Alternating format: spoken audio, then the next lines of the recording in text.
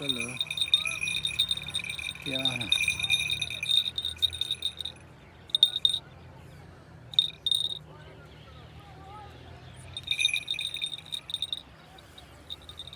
ठीक है कबूतर आ कबूतर